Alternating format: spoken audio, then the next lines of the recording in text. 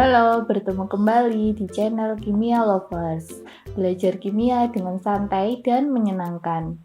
Nah, kali ini saya akan berbagi tips dan trik bagaimana cara menyelesaikan soal UTBK kimia dengan mudah dan menyenangkan. Ini salah satu dari soal yang akan keluar di UTBK 2022 ya.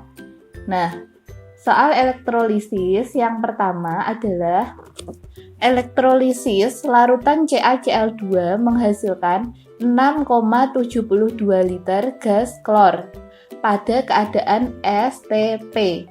Nah, di soal ini STP artinya standar temperatur pressure. Nah, suhu standar adalah ketika dia diukur pada 0 derajat Celcius dan pressure artinya tekanan 1 atmosfer. Jadi di soal terkadang tidak ditulis STP tapi ditulis dengan standar atau 0 derajat Celcius, 1 atmosfer. Nah, lanjut ya. Jika jumlah muatan listrik yang sama digunakan untuk mengelektrolisis larutan CuCl2, maka logam tembaga yang dihasilkan adalah berapa? Nah, dari pilihan A sampai E, mana jawaban yang tepat?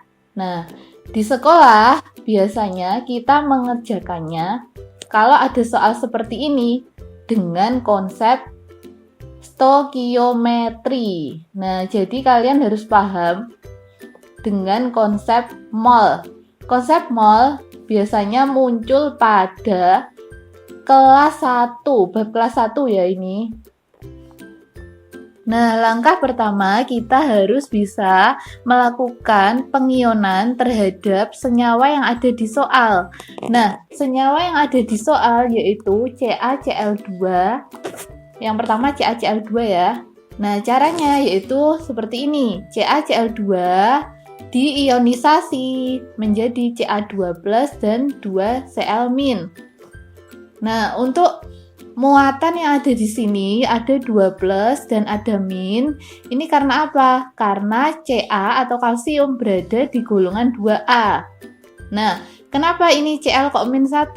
Karena dia berada di golongan 7A. Nah, untuk muatan di sini kok bisa Ca2+ sama di sini kok bisa Cl-, ini nantinya ditentukan oleh golongan ya, atau jumlah elektron valensi yang dilepas ataupun ditangkap. Nah, untuk belajar tentang penangkapan atau pelepasan elektron kita akan bahas pada video berikutnya ya. Nah, kemudian setelah melakukan reaksi ionisasi, kita harus bisa menentukan mana yang berperan sebagai katoda dan anoda. Katoda di sini ditentukan oleh kation. Kation adalah ion yang bermuatan positif. Di sini ion yang bermuatan positif yaitu Ca2+. Nah, kemudian karena Ca2+ dia masuk golongan 2A dan dia berada dalam fase larutan, maka menurut rumus katodanya adalah air. Nah, ini sudah rumus ya. Kemudian setelah menentukan katoda, kita harus bisa menentukan anoda.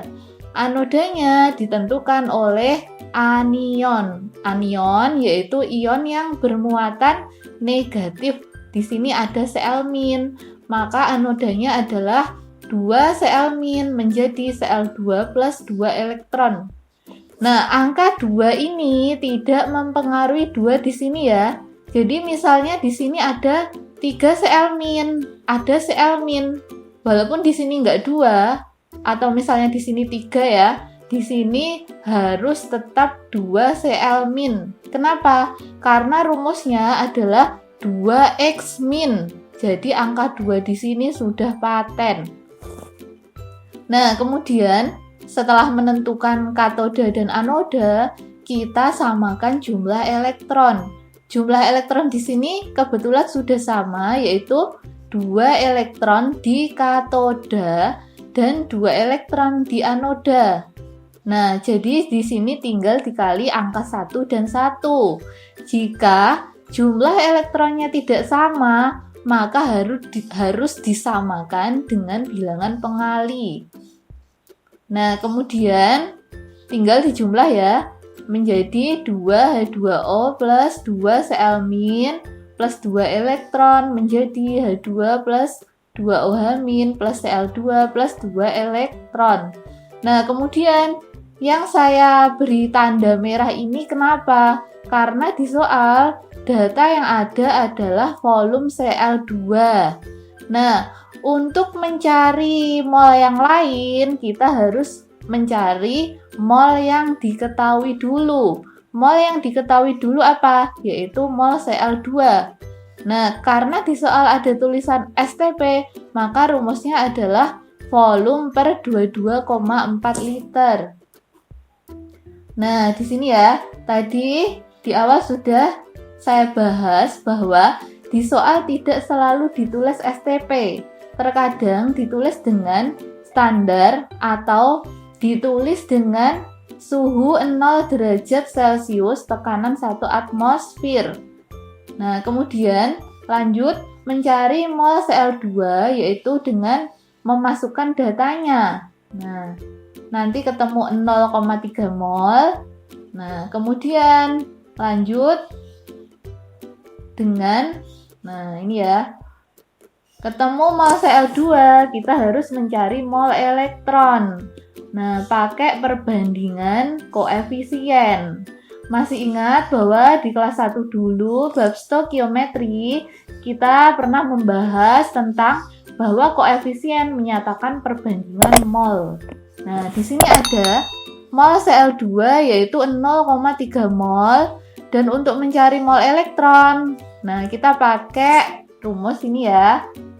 Nah, mol ditanya adalah koefisien ditanya per koefisien diketahui dikali mol diketahui. Nah, untuk koefisien yang ditanya ada angka 2/1. 2 itu berasal dari koefisien elektron. Nah, itu 2 ya. Dan untuk koefisien yang diketahui berasal dari koefisien Cl2. Nah, 2/1 ya. Nah, itu dikali dengan mol Cl2. Nah, yang diketahui adalah mol Cl2. Nah, nanti ketemu 0,6 mol. Kemudian, karena di soal ada 2 senyawa, kita melakukan reaksi ionisasi yang kedua. Nah, caranya sama, yaitu CuCl2 diionisasi menjadi Cu2+ plus 2 Cl-. Nah, langkahnya sama seperti yang tadi, bahwa kita harus bisa menentukan katoda dan anoda. Nah, katodanya adalah ditentukan oleh kation, yaitu Cu2+. Nah, Cu2+ ini nanti menentukannya pakai apa? Pakai tabel. Nah, jadi pakai tabel. Nanti kita akan bahas pada video selanjutnya ya. Nah, langkah selanjutnya sama, yaitu kita harus bisa menentukan katoda dan anoda. Nah, kemudian katoda di sini kenapa kok bisa Cu2+? Karena kation di sini atau ion positifnya adalah Cu2+. Cu2+ di sini masuk kategori golongan selain 2A. Nah, di sini sudah ketahuan bahwa dia masuk golongan transisi ya. Nanti kita akan bahas pada video selanjutnya tentang logam transisi dan logam golongan mana saja yang termasuk golongan A. Nah, jadi lanjut lagi ya. Katodanya di sini Cu2+ plus 2 elektron menjadi Cu. Kemudian anodanya ditentukan oleh anion, sama seperti tadi bahwa anodanya adalah 2 Cl- menjadi Cl2 plus 2 elektron. Nah, di sini elektronnya sudah sama, berarti tinggal dikali dengan angka 1 dan 1. Nah, tinggal dijumlah ya. Nah, kemudian di soal tadi diketahui bahwa antara senyawa CaCl2 dan CuCl2 diukur dengan muatan listrik yang sama. Ketika dua larutan diukur dengan muatan listrik yang sama, maka jumlah elektronnya itu sama. Jadi, jumlah elektron pada senyawa CaCl2 yang tadinya 0,6 mol juga mewakili mol elektron pada CuCl2. Nah, ini sama ya. Mol elektron pada CaCl2 akan sama dengan CuCl2. Kenapa? Karena tadi dikatakan di soal bahwa muatan listriknya sama. Nah, ini ya. Kemudian langkah selanjutnya, karena di soal ditanyakan massa, maka kita harus mencari mol Cu.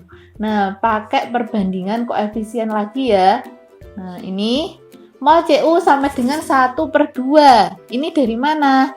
Mol Cu 1/2 ini berasal dari koefisien. Yang ditanyakan siapa? Cu, berarti koefisiennya 1. Nah, kemudian angka 2 ini berasal dari mana? Dari koefisien yang diketahui, yaitu berasal dari 2 elektron ini, yang tanda merah ini ya. Nah, jadi 1/2 dikali dengan mol elektron. Nah, mol elektronnya 0,6 ketemu 0,3 mol. Nah, setelah ketemu mol Cu, kita tinggal mencari massa. Nah, dengan cara apa? Mol dikali dengan AR dari Cu. Nah, tinggal dimasukkan, nanti ketemu 19,05 gram. Terima kasih ya sudah menonton video ini. Jangan lupa like, comment, and subscribe. Serta jangan lupa bagikan video ini pada teman-teman kalian agar semuanya bisa kimia. Nah, jangan lupa juga aktifkan lonceng agar tidak ketinggalan trik, tips menjawab soal kimia dengan cepat dan mudah. Terima kasih. Assalamualaikum warahmatullahi wabarakatuh.